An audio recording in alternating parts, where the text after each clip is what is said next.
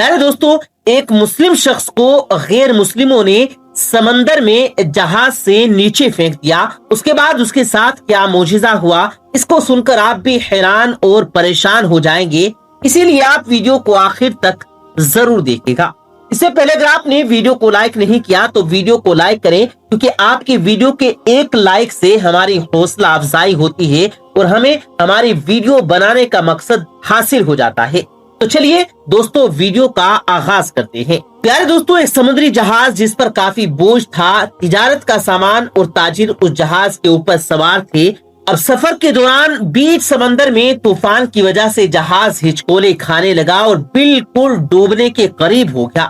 تو جہاز کے کپتان نے ایک تجویز سب کے سامنے پیش کی کہ دیکھیں، جہاز کے اوپر بوجھ بہت زیادہ ہو گیا، اب ہم سب کو زندہ رہنا ہے تو آپ لوگوں کو کچھ سامان سمندر میں پھینک دیا جائے گا تو جہاز تھوڑا ہلکا ہو جائے گا اور ہم آسانی کے ساتھ کنارے لگ جائیں گے، کیونکہ ہماری جانیں زیادہ قیمتی ہے سامان کے مقابلے میں۔ سب نے کپتان کی بات پر اتفاق کیا اور سب نے کہا کہ ایک نیا سوداگر ہے، یعنی کہ ایک جو نیا تاجر ہے وہ بالکل نیا ہے، وہ کافی سامان اپنے ساتھ لے کر آیا ہے، اس کا سامان سمندر میں پھینک دیا جائے تو اس سے ہم سب ڈوبنے سے بچ جائیں گے۔ اس کا جتنا سامان ہے اگر اتنا پھینک دیا جائے تو ہمارا جہاز آسانی کے ساتھ کنارے لگ جائے گا۔ سب تاجروں نے اس بات پر اتفاق کیا، لیکن جس تاجر کا سامان پھینکا جانے والا تھا اس نے کہا کہ میرے اکیلے کے سامان کو ہی کیوں پھینکا جائے گا، سب سوار ہیں تو میرے اکیلے کے سامان ہی کیوں، سب تاجروں کا تھوڑا تھوڑا سامان سمندر میں پھینک دیا جائے، اس سے نقصان بھی ہم سب پر تقسیم ہو جائے گا اور ہم سب کی جانیں بھی بچ جائیں گی۔ لیکن سب تاجروں نے اس نئے سوداگر یعنی نئے تاجر کے خلاف بغاوت کر دی اور اس سے لڑائی جھگڑا شروع کر دیا، اور جھگڑا اتنا زیادہ بڑھ گیا کہ سب تاجروں نے مل کر اس نئے تاجر یعنی اس نئے سوداگر کو اس کے سامان کے ساتھ اٹھا کر سمندر میں پھینک دیا اور اپنا سفر آگے جاری رکھا۔ تاجر کو تو سمندر میں پھینک دیا گیا، وہ تاجر بہت دیر تک لہروں سے لڑتا رہا، آخر کار تھک ہار کر وہ بے ہوش ہو گیا۔ لیکن کچھ دیر کے بعد جب وہ ہوش میں آیا تو اسے معلوم چلا کہ سمندر کی لہروں نے اسے کسی ویران نامعلوم جزیرے پر لا کر کنارے کر دیا۔ وہاں آدم تھا نہ کوئی آدم زاد، نہ دور دور تک کوئی ٹھکانہ تھا، بس چھوٹا سا جنگل اور پانی ہی پانی۔ سوداگر بڑی مشکل سے اٹھا سانس لی، یہاں تک کہ وہ چل بھی نہیں پا رہا تھا۔ وہ گھٹنے کے بل گر گیا اور کہا کہ یا اللہ، اس مشکل صورتحال میں میری جان کو بچا لے، میری مدد فرما۔ کئی دن وہاں پر تاجر کے گزر گئے اور اس دوران تاجر نے درخت کے پھل کھائے، خرگوش کا شکار کر کے اس سے اپنا گزارا کیا۔ اس کو کہیں میٹھی ندی کا پانی مل گیا، وہ وہاں سے پانی پیتا۔ رات سردی اور دن کی گرمی سے بچنے کے لیے سوداگر جنگل سے لکڑیاں کاٹ کر ایک چھوٹی سی جھونپڑی بنانے لگا تاکہ ٹھنڈی اور گرمی سے اپنے آپ کو بچایا جا سکے۔ ایک دن ہوا یوں جسے کہتے ہیں نا کہ غریبی میں آٹا گیلا۔ اب ایک دن کو تاجر اپنے لیے کھانا بنا رہا تھا، آگ جلا کر، وہ آگ چولہے کی آگ تھی، آگ اس کی جھونپڑی میں لگ گئی اور جو بھی لکڑی کی بنی ہوئی تھی وہ جلنے لگی۔ اس نے بچانے کی بہت کوشش کی لیکن تھوڑی ہی دیر میں پوری جھونپڑی جل کر خاک ہو گئی۔ اب سوداگر سہما سا زمین پر بیٹھ گیا اور آسمان کی طرف دیکھنے لگا، چیخنے لگا، کہنے لگا کہ یا اللہ، کیوں میرے ساتھ ہی کیوں، آخر میرے ساتھ ہی ایسا کیوں ہو رہا ہے، تمام مصیبتیں، تمام آزمائشیں میرے ساتھ ہی کیوں۔ اکثر ہم لوگ بھی شکایتیں کرتے ہیں نا کہ میرے ساتھ ہی کیوں، یہ آزمائش میرے ساتھ ہی کیوں، یہ مصیبت مجھ پر ہی کیوں۔ ایسے ہی اس تاجر نے بھی کہا، یا اللہ، ایک تو مجھے غلط طریقے سے سمندر میں پھینک دیا گیا، اب یہ چھوٹی سی جھونپڑی میں نے بنائی تھی، یا اللہ تو نے اس کو بھی جلا کر راکھ کر دیا۔ یا اللہ، اب کچھ بھی میرے پاس نہیں بچا، میں اس جگہ پر اجنبی ہوں، تنہا ہوں، یا اللہ یہ آفتیں مجھ پر ہی کیوں آ رہی ہیں۔ ایسی بہت ساری شکایتیں اس سوداگر نے اللہ تبارک و تعالیٰ کی بارگاہ میں کی اور غم کے مارے وہ بھوکا ہی سو گیا۔ لیکن صبح ایک حیرت انگیز واقعہ اس کا انتظار کر رہا تھا۔ جب وہ صبح اٹھا تو اس نے دیکھا کہ اس کے جزیرے کے قریب ایک جہاز نظر آیا۔ کچھ لوگوں کو اس نے دیکھا جو اسے لینے کے لیے آئے تھے، اس کی مدد کرنے کے لیے آئے تھے۔ انہیں دیکھ کر وہ بڑا حیران ہوا، لیکن اس سے زیادہ خوش تھا کیونکہ اس کے لیے تو زندگی آ گئی تھی۔ اس کی جان جیسے بچ گئی تھی، وہ جلدی سے اس جہاز پر سوار ہوا۔ خوشی کے مارے اس سوداگر کو یقین نہیں آ رہا تھا کہ وہ چل رہا تھا اور جہاز والے اسے بچانے کے لیے آئے ہوئے تھے۔ اس انجان جگہ پر تو کوئی یقین نہیں کر پا رہا تھا کہ آخر میرے پاس یہ لوگ کیسے آ گئے، ان کو میرے یہاں ہونے کا پتہ کیسے چلا، انہیں کس نے یہ باتیں بتا دی۔ سوداگر نے ان جہاز والوں سے پوچھا، بھائیو ایک بات مجھے بتائیے، تمہیں میرے بارے میں کیسے پتا چلا؟ تم نے مجھے کیسے ڈھونڈا؟ آخر میرا ٹھکانہ تمہیں کیسے مل گیا؟ یہ تو بالکل انجان اور اجنبی جگہ ہے۔ اس سوداگر کے ان تمام سوالوں کو سن کر جہاز والوں نے جواب دیا، ہم نے یہاں پر دھواں اٹھتا ہوا دیکھا ہے تو ہمیں ایسا لگا کہ کوئی شخص ہمیں اپنی مدد کے لیے پکار رہا ہے، کیونکہ سمندر میں جب کوئی مصیبت میں پھنستا ہے نا تو اسی طرح سے اشارے دیتا ہے، اور ہمیں ایسا لگا کہ کسی نے یہاں پر آگ جلائی اور دھوئیں کے ذریعے وہ ہمیں مدد کے لیے پکار رہا ہے۔ ہم تم کو دیکھنے کے لیے یہاں پر آئے، تمہاری مدد کے لیے ہم یہاں آ گئے۔ یہ سن کر تاجر بڑا خوش ہوا، اللہ کا شکر ادا کرنے لگا اور اس نے اپنی تمام کہانی سنا دی۔ بلکہ ان لوگوں نے پوچھا تمہارے ساتھ کیا ہوا؟ اس نے بتایا کہ کس طرح ناجائز طریقے سے سوداگروں نے اسے اٹھا کر جہاز سے باہر پھینک دیا، سمندر میں اس کا سامان بھی پھینک دیا گیا۔ وہ لوگ جو کہ جان بچانے کے لیے آئے تھے، انہوں نے کہا، اچھا تم اس جہاز کے بارے میں ہمیں بتا رہے ہو، تمہیں آپ کو بتا دیں کہ وہ جہاز اپنی منزل تک نہیں پہنچا، بلکہ سمندر کے لٹیروں نے اس جہاز پر حملہ کر دیا، تمام سامان لوٹ لیا، تمام تاجروں کو قتل کر دیا، صرف تم اکیلے بچ گئے، پتا نہیں تم کیسے بچ گئے، اللہ نے تمہیں بچا لیا۔ سوداگر یہ سنتے ہی زاروں قطار رونے لگا، سجدے کی حالت میں گر گیا اور کہنے لگا، یا اللہ تیرے کام اور تیرے فیصلے سب سے بہتر ہوتے ہیں، تو جو بھی کرتا ہے اپنے بندوں کے لیے بہتر ہی کرتا ہے، بس ہم ہی بے صبرے ہو جاتے ہیں اور ہمارے اندر صبر نہیں ہوتا، ورنہ بعد میں پتہ چل ہی جاتا ہے اللہ تیرا جو فیصلہ تھا وہ بالکل صحیح تھا۔ پیارے بھائیوں اور بہنوں اور دوستوں، اگر آپ کے حالات بگڑ جائیں تو آپ ڈرے نہیں، آپ خوف زدہ نہ ہوں، بس اتنا یقین رکھیں کہ خدا کی ہر چیز میں حکمت ہوتی ہے۔ جب بھی آپ کا کوئی کام رک جائے، آپ کی کشتی بھور میں پھنس جائے، آپ کی جھونپڑی جل جائے، تو یہ جان لیں کہ خدا آپ کا اس سے بہترین انتظام کر رہا ہے۔ دوستو ہم امید کرتے ہیں کہ آج کی اس کہانی کو سن کر آپ کا ایمان مزید تازہ ہو گیا ہوگا اور بہت کچھ آپ کو سیکھنے کو ملا ہوگا۔ پیارے دوستو، شوہر کرتا تھا سعودی عرب میں کام، جب وہ 3 سال تک اپنے گھر نہیں آیا واپس، تو پھر پیچھے سے بیوی نے جو کام کیا اس کے بارے میں جان کر آپ بھی حیران اور پریشان ہو جائیں گے، آپ بھی کچھ سوچنے پر مجبور ہو جائیں گے۔ اس لیے آج کا ویڈیو آپ سبھی کے لیے بہت خاص ہے، خاص کر کے ہمارے ان بھائیوں کے لیے اس میں بہت بڑا سبق ہے جو اپنے گھر، اپنے ملک سے باہر جیسا کہ سعودی عرب، دبئی اور عمان جیسے دیشوں میں لمبے لمبے عرصے تک رہتے ہیں۔ ساتھ ہی اس میں ان عورتوں کے لیے بھی ایک بہت بڑا سبق موجود ہے جو شوہر کے بغیر اپنے گھر میں اکیلی رہتی ہیں۔ اس لیے آپ مرد ہوں یا عورت، اس ویڈیو کو آخر تک ضرور دیکھیں اور اس ویڈیو کو زیادہ سے زیادہ شیئر بھی کریں تاکہ تمام لوگوں کے پاس میں یہ ویڈیو پہنچ جائے۔ تو چلیے دوستو ویڈیو کو شروع کرتے ہیں۔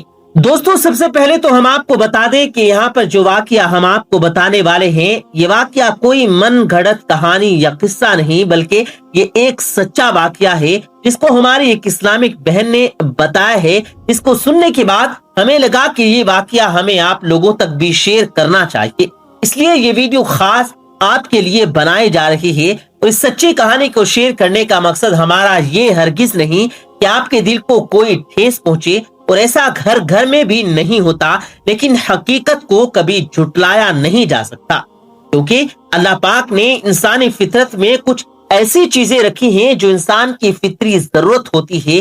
جیسا کہ آپ سب اس بات کو اچھی طرح سے جانتے ہیں کہ شادی کے بعد میں ہر میاں بیوی کی یہ چاہت ہوتی ہے کہ وہ ہمیشہ ایک دوسرے کے قریب رہیں اور ایک دوسرے کی فطری ضرورتوں کو اور محبت کے تقاضوں کو پورا کرتے رہیں۔ لیکن کئی بار جب یہ ضرورتیں اور تقاضے پورے نہیں ہو پاتے تو پھر انسان غلط کاموں کا شکار ہو جاتے ہیں اور پھر دیکھتے ہی دیکھتے ان کی زندگی تباہ و برباد ہو کر رہ جاتی ہے۔ دوستو ہمارے قریب میں ایک بہن رہتی ہے جس کا نام نازیہ ہے۔ ہم آپ کو بتا دیں یہ اس کا بدلا ہوا نام ہے۔ یہ بہن اپنے بارے میں کچھ یوں بتاتی ہے. وہ کہتی ہے کہ میرا نام نازیہ ہے, میری عمر 30 سال ہو چکی ہے. میرے شوہر پچھلے 3 سال سے روزی روٹی کی تلاش میں سعودی عرب گئے ہوئے ہیں. ان کو 3 سال ہونے پر آ گئے, لیکن وہ ابھی تک گھر واپس نہیں آئے. دوستو, نازیہ بہن کہتی ہے کہ میرا ایک بیٹا بھی ہے جس کا نام ساحل ہے, جس کی عمر 7 سال ہے, جو کہ قریب ہی ایک اسکول میں پڑھنے جاتا ہے. میں اپنے بیٹے کو روز اسکول چھوڑنے اور پھر شام کو اسے واپس لانے کے لیے پیدل گھر سے جاتی ہوں. جس اسکول میں میرا بیٹا پڑھنے جاتا ہے وہ ہمارے گھر سے کچھ ہی فاصلے پر ہے. ایک دن میں اپنے بیٹے کو اس کو اسکول میں چھوڑنے کے لیے جا رہی تھی تو راستے میں میری نظر ایک نوجوان شخص پر پڑی جو مجھے ایک نظروں سے دیکھ رہا تھا, جو دکھنے میں بہت زیادہ خوبصورت بھی تھا. خیر, اس دن میں نے اس پر کوئی خاص دھیان نہ دیا اور میں چپ چاپ آگے نکل گئی. اس طرح میں اپنے بیٹے کو اسکول چھوڑ آئی, لیکن اب یہ کام روزانہ کا ہو گیا. جب بھی میں اپنے بیٹے کو اسکول چھوڑنے کے لیے جاتی تو وہ لڑکا مجھے وہیں پر کھڑا ہوا دکھائی دیتا اور مجھے ہی دیکھتا رہتا. اب دھیرے دھیرے شیطان مجھ پر بھی حاوی ہونے لگا, اسی لیے اب میں بھی مسکرا کر اس کی طرف دیکھنے لگی اور میرے دل میں بھی اس بات کو کرنے کی خواہش پیدا ہونے لگی. دوستو, نازیہ کہتی ہے کہ ایک رات میں اپنے گھر میں سونے کی تیاری کر رہی تھی کہ اچانک سے میرے موبائل پر ایک واٹس ایپ میسج آیا. اس کی پروفائل پکچر دیکھ کر میں ایک دم چونک سی گئی. یہ تو اسی لڑکے کا میسج تھا جو مجھے روزانہ دیکھا کرتا تھا. مجھے کچھ سمجھ نہیں آ رہا تھا کہ اس کے پاس میرا نمبر کہاں سے آیا. پھر تھوڑی دیر کے بعد میں نے اس کے میسج کا جواب دیا تو وہ میرا حال چال پوچھنے لگا. اس دن اس نے صرف میرا حال چال ہی پوچھا اور زیادہ کچھ بات نہ کی, لیکن اس کے بعد ہم دونوں میں بات چیت ہونا شروع ہو گئی. پھر ایسے کرتے کرتے کچھ یوں ہوا کہ ہم روزانہ کئی گھنٹوں تک آپس میں باتیں کرنے لگے. اب شیطان نے میرے اوپر پوری طرح سے قابو پا لیا تھا, اس لیے پھر میں بغیر کچھ سوچے سمجھے گناہ کی طرف چل پڑی. اب چونکہ ہمارے بیچ میں بہت زیادہ بات چیت ہونا شروع ہو گئی تھی, اس لیے اب ہمارے بیچ میں ہر طرح کا پردہ ختم ہو چکا تھا. اس وجہ سے اب ہم گناہ والی باتیں کرنے لگے تھے. ہمارے بچے سارے شرم کے پردے ختم ہو چکے تھے. ساری رات گناہوں کی باتوں میں گزارنے لگے. ایسے کرتے کرتے ایک دن اس نے مجھ سے برہنہ فوٹو کا مطالبہ کر دیا, یعنی کہ بغیر کپڑوں کی میری فوٹو مانگنے لگا. میں نے اتنے بڑے کام کو بھی بغیر کچھ سوچے سمجھے اس پر اندھا اعتبار کر کے بڑی آسانی کے ساتھ میل کر ڈالا. یعنی کہ میں نے اس پر اندھا وشواس کر کے اس کی سب ناجائز باتوں کو مان لیا اور اس کی ہر خواہش کو میں نے پورا کر دیا. دوستو, نازیہ کہتی ہے کہ اس کے بعد میں جیسے ہی اگلی رات ہوئی تو مجھے اللہ کا ڈر آ گیا, خوف آ گیا. مجھے احساس ہو گیا کہ میں یہ جو کچھ بھی کر رہی ہوں یہ بہت غلط ہو رہا ہے. کل میں اپنے رب کے سامنے اپنا کیا منہ دکھاؤں گی. بس یہی باتیں سوچتے سوچتے میری آنکھوں میں آنسو آ گئے اور پھر میں رو رو کر اللہ سے معافی مانگنے لگی. سچے دل سے میں اللہ سے توبہ کرنے لگی. کتنے میں ہی میرے موبائل کی گھنٹی پھر بج اٹھی. آج اس کا فون دیکھ کر میں کانپ اٹھی. میرے ہاتھ آگے نہیں بڑھ پائے. آج میرے اندر اتنی ہمت نہیں تھی کہ میں اس کا فون ریسیو کر لیتی, اور پھر جلدی سے میں نے اپنا فون سوئچ آف کیا اور چپ چاپ آ کر میں اپنے بستر پر لیٹ گئی. آج تو میرا آرام پہنچانے والا بستر بھی مجھے کانٹوں کی طرح چبھ رہا تھا, مگر اس گناہ کی قصوروار میں خود تھی. کیسے کسی اور کو اس کی سزا دیتی. اس کے بعد میں اس لڑکے سے مجھ سے بات کرنے کی بہت کوشش کی. میری فوٹو سوشل میڈیا پر ڈالنے کی مجھے دھمکی بھی دی, لیکن اس کے بعد میں نے پھر کبھی بھی اس سے کوئی بات نہ کی. پھر ایک دن ایسا ہوا کہ میرے شوہر سعودی عرب سے گھر واپس آ گئے. ہم نے کچھ وقت ساتھ گزارا. پھر ایک رات ہم کھانا کھانے کے لیے کسی اچھے ہوٹل میں چلے گئے. کچھ وقت گزارنے کے بعد ہم واپس گھر آ گئے. گھر آنے کے بعد میں کسی کام کو کرنے میں مصروف ہو گئی.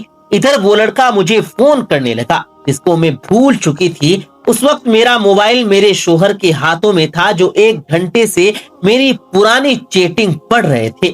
انہوں نے مجھے پھر آواز لگائی اور مجھ سے پوچھنے لگے کہ یہ کیا ہے. تو یہ سن کر میری آنکھوں میں آنسو آ گئے اور پھر میں نے ایک ایک کر کے تمام باتیں اپنے شوہر کو بتا دی اور ان سے معافی مانگنے لگی. میرے شوہر کی آنکھوں میں بھی آنسو آ گئے اور کہنے لگے, بیگم اس میں غلطی میری بھی ہے. 3 سال تک میں تم سے دور رہا. اس دوران شیطان کو موقع مل گیا تجھے ورغلانے کا, تجھے بہکانے کا, اور تم شیطان کے فریب میں آ گئی. دوستو نازیہ کہتی ہیں کہ میرا شوہر بہت نیک دل تھا، نے مجھے معاف کر دیا، اس کے بعد میں نے سچے دل سے توبہ کی اور آج ہم دونوں ہنسی خوشی کے ساتھ اپنی زندگی ساتھ میں گزار رہے ہیں۔ مگر میری اسلامی بہنوں سے میں کہنا چاہتی ہوں کہ ایسی غلطی آپ کبھی نہ کرنا، کیونکہ ہر آدمی میرے شوہر جیسا نہیں ہے۔ اگر آپ ایسی باتیں کریں گی تو آپ کی زندگی تباہ و برباد ہو کر رہ جائے گی۔ تو دوستو یہ واقعہ ایسے لوگوں کے لیے ایک بہت بڑا سبق ہے جو پیسے کمانے کے چکر میں اپنی بیویوں سے کئی سالوں تک دور رہتے ہیں۔ ایسے لوگوں سے گزارش ہے کہ وہ جتنا جلدی ہو سکے اپنی بیویوں سے آ کر مل لے، اگر نہیں آ سکتے ہیں تو وہ اپنی بیویوں کو اپنے پاس بلا لیں، کیونکہ اسلامی تاریخ کے حوالے سے ایک شادی شدہ عورت اپنے شوہر کی جدائی کو 4 مہینوں تک برداشت کر سکتی ہے، اس کے بعد میں اس کے صبر کا مادہ ختم ہو جاتا ہے۔ کہیں ایسا نہ ہو جائے کہ آپ پیسوں کے چکر میں 3-4 سالوں تک اپنے گھر سے دور رہیں اور ادھر آپ کی بیوی کے ساتھ میں کچھ ایسا ہو جائے جس سے پھر آپ کو زندگی بھر پچھتانا پڑے، کیونکہ آپ سبھی کو معلوم ہے کہ آج کل سوشل میڈیا اور انٹرنیٹ کا زمانہ ہے، اس میں کچھ بھی ہو سکتا ہے۔ پیارے دوستو اس حوالے سے ہمیں ہمارا اسلام بھی یہی کہتا ہے کہ میاں بیوی رضامندی سے جتنی مدت تک چاہے ایک دوسرے سے دور رہ سکتے ہیں۔ اسلام نے اس سلسلے میں کوئی بھی مدت مقرر نہیں کی، لیکن اگر زیادہ دور رہنے سے گناہ کا اندیشہ ہو جائے تو پھر شوہر کو چاہیے کہ وہ فوراً اپنی بیوی کے پاس میں آ جائے۔ اسی بات کو ذہن میں رکھتے ہوئے فرمایا گیا کہ شوہر اپنی بیوی کی مرضی کے بغیر زیادہ سے زیادہ 4 مہینوں تک اس سے دور رہ سکتا ہے۔ قرآن مجید میں اللہ تعالیٰ نے ارشاد فرمایا، جس کا ترجمہ یہ ہے، اور ان لوگوں کے لیے جو اپنی بیویوں کے قریب نہ جانے کی قسم کھا لیں 4 ماہ کی مہلت ہے، بس وہ اس مدت میں رجوع کر لیں، بے شک اللہ بڑا بخشنے والا اور مہربان ہے۔ لیکن اگر انہوں نے طلاق کو پکا ارادہ کر لیا ہے تو بے شک اللہ تعالیٰ خوب سننے والا اور جاننے والا ہے۔